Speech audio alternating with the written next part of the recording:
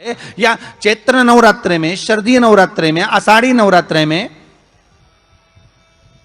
आदिक पौष नवरात्रे में हम शंकर की, हम जगतजननी जगदम्बा की जब स्थापना करते हैं, या हम नूतन घर का प्रवेश करते हैं, या गणेश जी की स्थापना करते हैं, या कोई दुकान को प्रवेश करते हैं, या कोई शुभ कार्य करने के लिए अग्रण्य होते हैं, तो हम कलश की स्थापना क्यों करते हैं? आज शिव महापुराण में शुरुआत में अपन शिव और पार्वती की यही संवाद को लेकर चलते।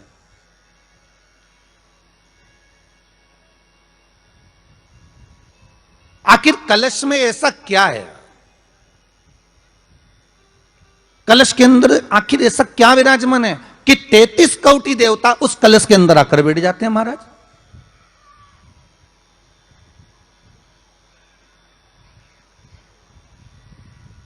आप कोई यज्ञ करने जा रहे हो, आप कोई पोथी पुराण करने जा रहे हो, आप कोई अच्छा कार्य करने जा रहे हो, तो ब्राह्मण देवता कह देते कलश की स्थापना होगी, कलश की शोभा यात्रा निकलेगी, कलश यात्रा निकलेगी, कलश विराजमान होगा।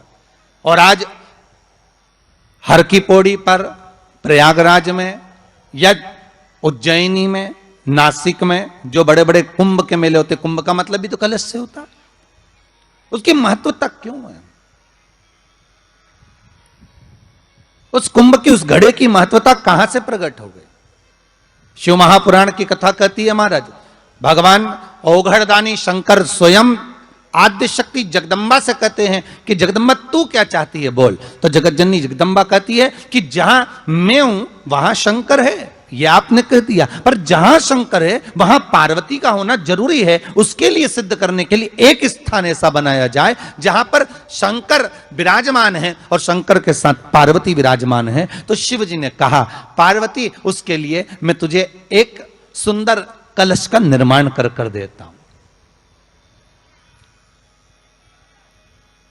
दुनिया का रचनाकार, दुनिया की रचना करने वाले महाराज, संपूर्ण ब्रह्मांड की रचना करने वाले, जिनको भगवान शिव ने स्वयं ब्रह्मदेव से कहा है कि ब्रह्मा जी तुम सृष्टि खंड को आगे बढ़ाइए, सृष्टि की रचना करिए। और आज ही के दिन, यही चैत्रीय प्रतिपदा के दिन, यही इसको कहते हैं नया संवत्सर, नया वर्ष।